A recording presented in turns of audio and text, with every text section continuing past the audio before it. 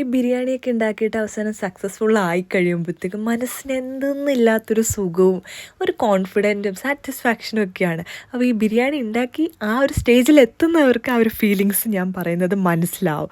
ഇപ്പം ഞാൻ ആദ്യമായിട്ട് ബിരിയാണി ഉണ്ടാക്കിയത് ഏകദേശം ഒരു 1.5 വർഷത്തിന് മുന്നേ ആണെന്ന് തോന്നുന്നു. അപ്പോൾ ആ ബിരിയാണി എന്ന് പറഞ്ഞു കഴിഞ്ഞാൽ ചോറൊക്കെ വെള്ളം കെട്ടി അത്യാവശ്യം മസാലയ്ക്ക് ടേസ്റ്റ് ഉണ്ട് ഉണ്ടില്ല എന്നൊക്കെ പറയാം, എങ്കിലും കുഴപ്പമില്ലായിരുന്നു. പക്ഷേ എന്താ പറയുക, അത് ആരും തന്നെ വീട്ടിൽ കഴിച്ചിരുന്നില്ലായിരുന്നു കേട്ടോ. അപ്പം ഞാൻ എന്താ പറയുക, ആരുടെ മുന്നിൽ നമ്മൾ ആദ്യമായിട്ട് ഉണ്ടാക്കുന്നില്ലേ, അപ്പം ഞാൻ എന്ത് ചെയ്ത് 3-4 ദിവസം ഇങ്ങനെ അനത്തി കഴിക്കുക കളയുക ഒക്കെ അങ്ങനെയൊക്കെ ആയിട്ടങ്ങ് കളഞ്ഞു അങ്ങനെ വേണം പറയാൻ.